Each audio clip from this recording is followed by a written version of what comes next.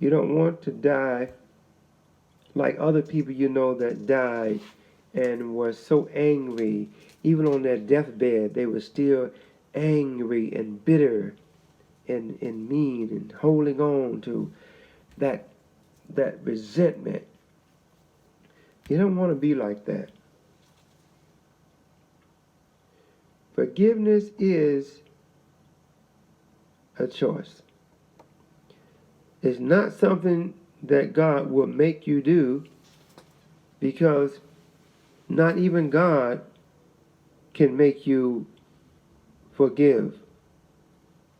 Because forgiveness has to come from your will. God has given us all a free will. So we have the option. Just like love, love cannot be dictated. No one can make anyone love them unless it's reciprocal, unless you treat someone so good that they love you, but you can't command love.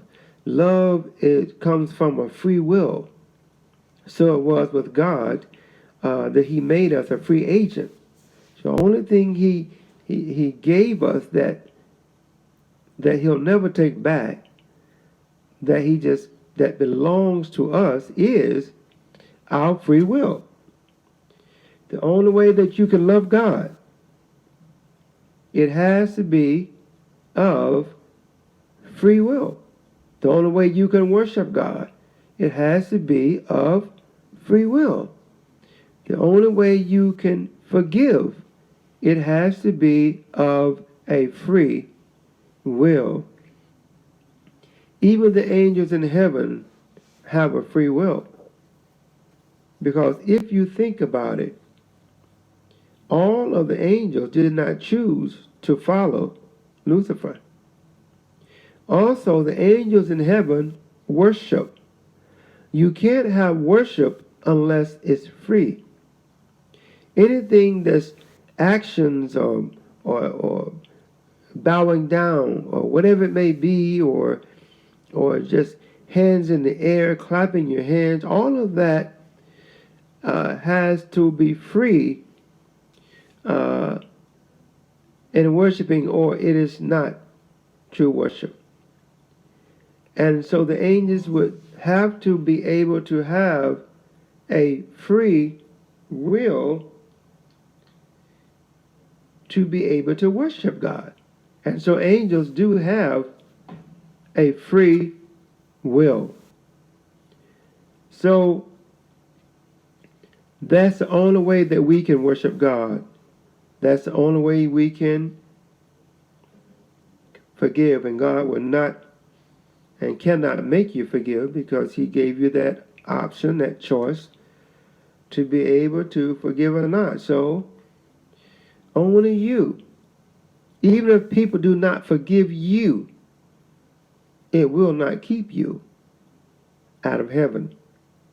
Only you can keep yourself out of heaven by the things you do, and by that little fox that's called unforgiveness.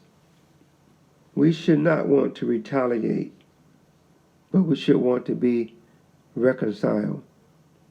Just like we come into this world the enemy of God by nature. And so Jesus goes to the cross and dies for us so that we could be reconciled to God. Because when Adam sinned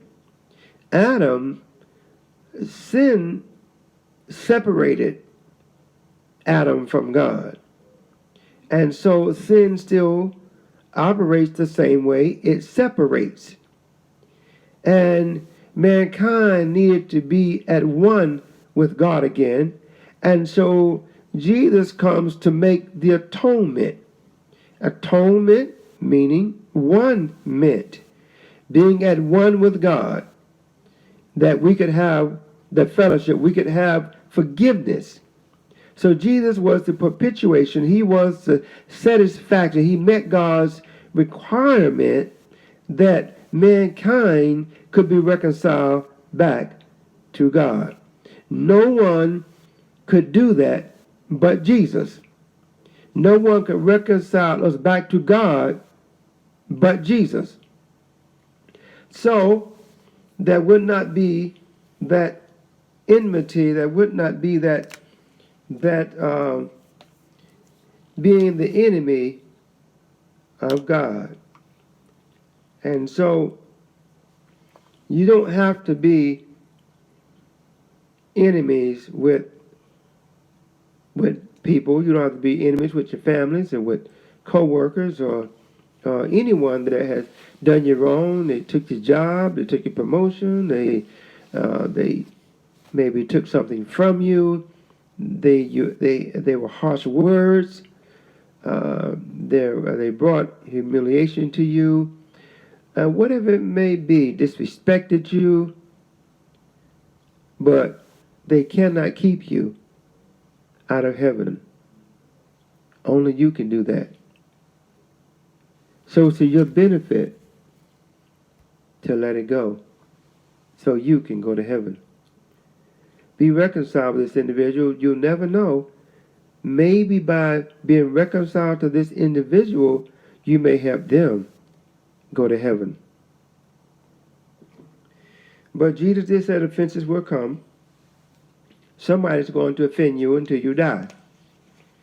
So we need to start practicing forgiveness, because you're going to have to do it until you die or until Jesus comes if you want to go to heaven.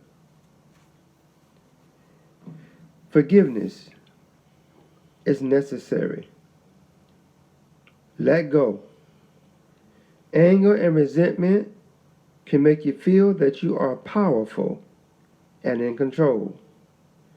It will not bring people to their knees, but your humility just might.